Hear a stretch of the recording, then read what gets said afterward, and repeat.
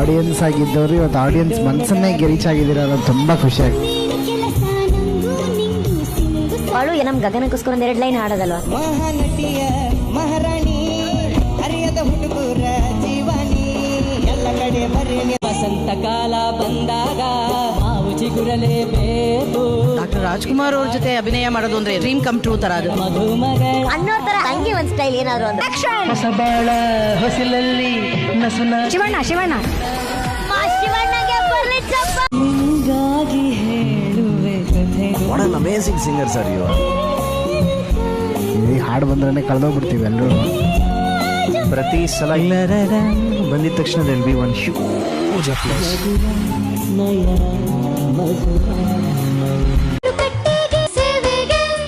ಈ ಕಾನ್ಸೆಪ್ಟ್ ಹೇಳಿದಾಗ ನಮ್ಮ ಸಿಂಗರ್ಸ್ ಹಾಡ್ತಾರೆ, ಇವರು ಏನೋ ಒಂದು ಮ್ಯಾನೇಜ್ ಮಾಡಿಕೊಂಡು ಬೇರೆ ಏನೋ ಕಂಟೆಂಟ್ ಇರುತ್ತೆ ಅಂತೆಲ್ಲ ನಾವು ಅನ್ಕೊಂಡಿದ್ವಿ. ಬಟ್ ನೀವು ಸಿಂಗಿಂಗ್ ಅನ್ನೇ ಕಂಟೆಂಟ್ ಆಗಿ ಕೊಡ್ತಾರೆ.